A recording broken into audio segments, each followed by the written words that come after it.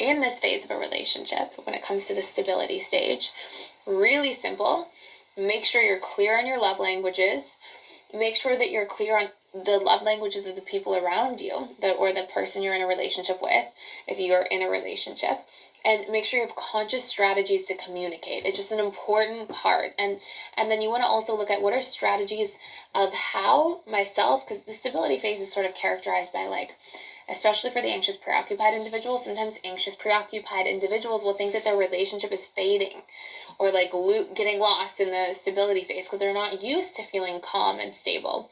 And so it's easy to give that like judgment or painful meaning, and to go, oh my gosh, I'm gonna lose my partner, they're leaving, we're disconnecting, it's falling apart, when in fact it's actually just a healthy, normal part of a relationship to feel like things are stabilizing.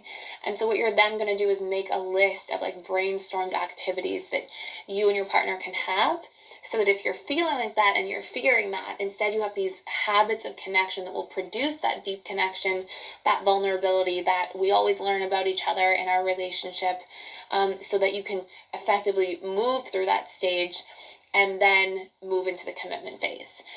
And the commitment phase of a relationship is so much fun, because you can really look at it. This is the part where you get to really communicate with somebody and like talk about what is life going to be like what is important, that what are the important things we have to take part in, and conversations we need to have about like life and children and the future and where you want to live and all these different dynamics. And so if you look at page 19 and 20 and 21, it is there's 59. There's one bonus question missing, I'll have to add. There's a set of questions for you to literally dive into, and they're deep connection questions, and these are questions that are going to help you to open up, keep learning more and more about your partner. They're fun questions to ask on dates, and they're really important questions that non-negotiably should be asked and moved through in the commitment stage of a relationship. Whatever conversations you don't have from these 60 questions, you are going to find appear as obstacles in your relationship later on.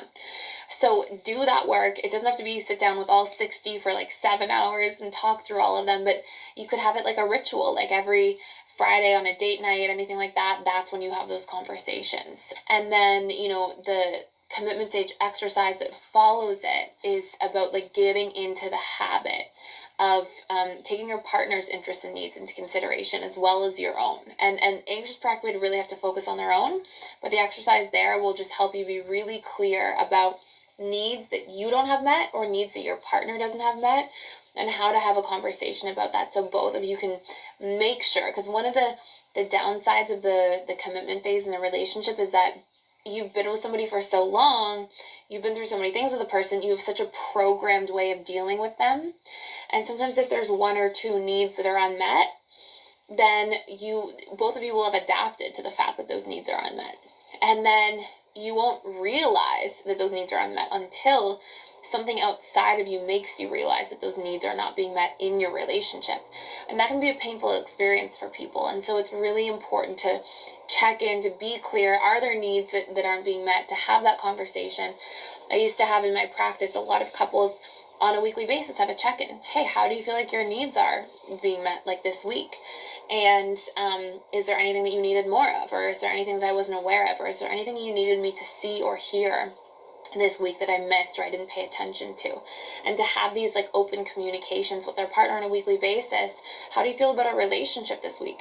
So that there is this constant openness of dialogue in terms of where we're at, what's going on, and checking in that way. And it doesn't have to be in like a hyper-vigilant way, but it's important to have this dialogue between two parties in a long-lasting relationship.